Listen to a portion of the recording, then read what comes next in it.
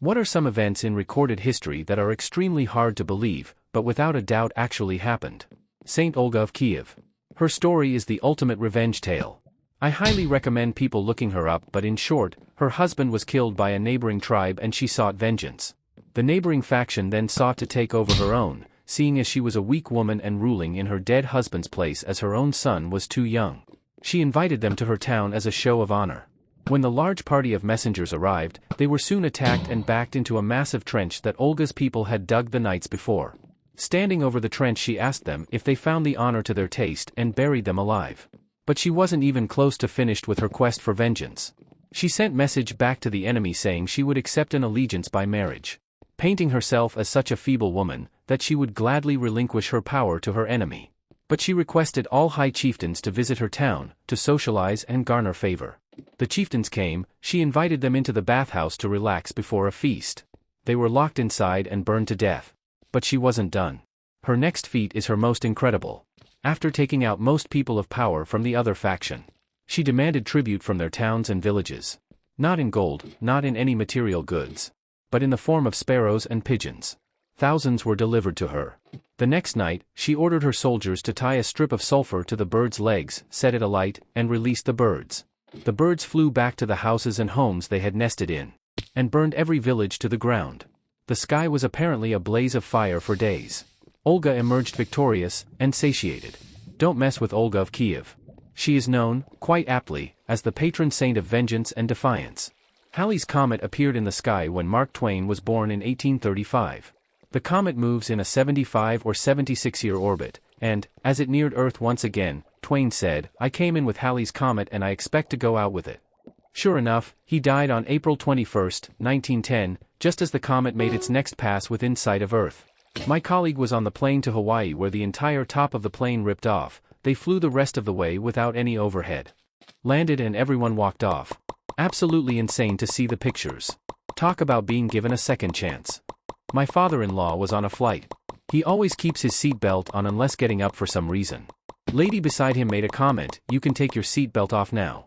He told her, he never does unless it's necessary, said, "You never know if something's going to happen, and you don't want to be trying to get buckled in an emergency." She said, "You know what? That makes a lot of sense," and she buckled back up. An hour later they hit some nasty turbulence and the plane dropped like a rock, forget how many feet, but it was substantial. The drop was so fast that the flight attendant and her cart smashed against the ceiling and then dropped back down. He said he was sure he was done for. Other passengers not buckled in also hit the ceiling. Many people had bumps and bruises and I think at least one had a broken arm. The lady beside him just kept thanking him over and over for convincing her to stay buckled. The incident was in the news, and he got 2 free flights out of it as an apology. In 1908 Russia showed up 12 days late to the Olympics because the world switched calendars while they did not. The Battle of Bull Run, one of the first battles of the U.S. Civil War, occurred on and around Wilmer McLean's farm in Northern Virginia. Not wanting to live surrounded by war, McLean and his family moved to Appomattox Courthouse, Virginia. The Battle of Appomattox Courthouse was the last significant battle between Union and Confederate forces. The Confederates signed the surrender order in Wilmer's sitting room. It is said that the Civil War started on Wilmer's farm and ended in his sitting room. In 2014, Pope Francis released doves in the Vatican to symbolize his hopes for peace in the world. As soon as the doves began to fly, a seagull and a crow swooped down and attacked them in front of everyone. There was a Japanese man called Tsutomu Yamaguchi who was on his way to work in Hiroshima in 1945, when he saw falling through the sky, 2 miles from where he stood, what ultimately turned out to be the atomic bomb. He had just enough time to take cover in a ditch as the bomb detonated and miraculously he survived. Somehow the Hiroshima train station was still operational and so Yamaguchi, battered, bombed and bruised, decided to board a train to his family home so he could recover, in Nagasaki. 3 days later Yamaguchi was called into work to explain what he saw, which he did. At work as he began to tell the story of what happened, the second bomb dropped. It was the reinforced concrete walls around him that saved him this time, and Yamaguchi quickly ran to find his wife and son. Ground temperatures in the city reached 4,000 degrees Celsius and radioactive rain poured down. The family's home was destroyed, but Yamaguchi's wife and son had thankfully been out shopping, looking for burn ointment for Yamaguchi, when the bomb fell, and they'd survived. Despite this ordeal of having survived 2 nuclear explosions and subsequent radiation exposure, Yamaguchi went on to live till 93 years of age. He died in 2010 after being recognized by the Japanese government as a Nijiu Hibakusha, or twice-bombed person. Nicholas Alcamade fell 18,000 feet without a parachute from a burning plane in 1944 and suffered no serious injury. That time everyone died of a dancing sickness where they danced themselves to death in France. Mass hysteria. Yup, St. Vitus dance, as it is called, still doesn't have a definitely known cause, if I remember correctly, either. Somebody correct me if I'm wrong, please. New research as of 2021 shows Sydenham Korea as the most likely cause. Michael Malloy aka Mike the Durable aka Iron Mike. During the Great Depression, 5 men took out a life insurance policy on a homeless alcoholic that they were sure was going to drink himself to death. The owner of a bar allowed him to drink for free, but he kept drinking and didn't die. So they tried to poison him with antifreeze. Didn't work. The turpentine, horse liniment, rat poison, methanol, still didn't work. A sandwich made with rotten sardines and tacks. Still no luck. Then they took his drunk body out in the cold and poured water on him. He lived. Then they ran him over with a car. He was in the hospital for 3 weeks, but survived. Then they poisoned him with carbon monoxide, and he finally died. They were all convicted of murder. The Battle of Kassel-Itter in WW2 was fought between the Waffen-SS and a group comprised of American and German soldiers, local resistance fighters, and several French celebrities, including Paul Renault, who had been the Prime Minister of France during WW1. Including a tennis player who lobbed grenades through opened windows with his racket. Yes, for real. John O'Neill, the FBI agent in charge of investigating Al-Qaeda and Osama bin Laden in the 1990s, grew frustrated with the bureaucratic politics within the FBI and between the FBI and CIA that he felt hampered his mission. He decided to leave the FBI and take a higher-paying job in the private sector. In August 23, 2001 he became the chief of security at the World Trade Center. He was killed in the attacks just a few weeks later. The Nutmeg Wars. The Dutch and the English went to war 3 times over nutmeg, which at the time was only known to grow on one South Pacific island. Theodore Roosevelt found his boat was stolen. So he built a new boat, tracked the thieves down and arrested them. He then proceeded to walk them multiple days, without sleeping, so they could receive a trial instead of just shooting them on the spot. It was in the middle of a harsh winter, so he didn't handcuff them, for fear they'd get frostbite, so instead he just kept himself awake by reading Tolstoy with a gun trained on them the whole trek.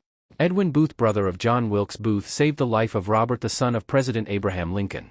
The masses marching to the Berlin Wall and tearing it down only happened because earlier that day during a press conference, an East German official, Gunther Schabowski, accidentally incorrectly said leaving East Germany was legal, effective immediately.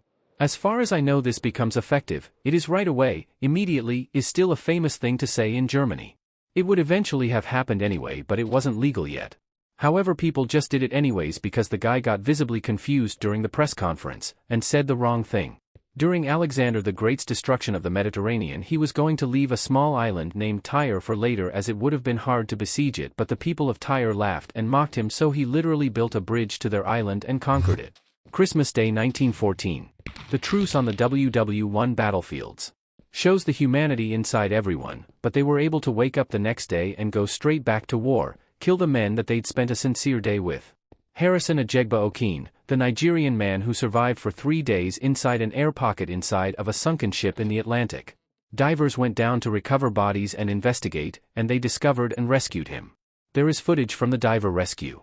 In 1944, during the Allied invasion of France, 2 American paramedics, Ken Moore and Robert Wright, 101st Airborne, saved around 80 soldiers of both sides, Allied and Axis. They set themselves up in a church, had only what was in their first aid kits and medic bags, and had a strict no-gun policy. The church was almost destroyed by a mortar shell, but it didn't go off. It was almost destroyed again, due to friendly fire. Ken Moore would risk his life by venturing out of the church and finding injured soldiers, and both medics stayed behind at the church, even though the rest of their forces had to retreat. Wright took on the responsibility of looking after the soldiers. The church still stands in Angoville-Plain, France, the blood-stained pews are still there, and a broken tile from the mortar shell was never fixed, to honor the legacy of these men. This is very simplified, and probably inaccurate in a few ways, but it is still an incredible story. In 1903, the New York Times published an article about flying machines. They stated that it would take the combined efforts of all mathematicians and mechanics 1 to 10 million years for powered flight to be achieved. Anyway, about 9 weeks later, the Wright brothers achieved powered flight for the first time. They were also overly cynical afterwards. In 1910 they said that flight would only ever be for billionaires. Of course we had commercial flights by around the 60s achievable for many. The Ghost Army in World War II. Essentially an American group of troops would deploy dummy tanks, broadcast fake radio chatter, and deploy loud sound effects over speakers to fool the Nazis into thinking there was a large military presence coming their way.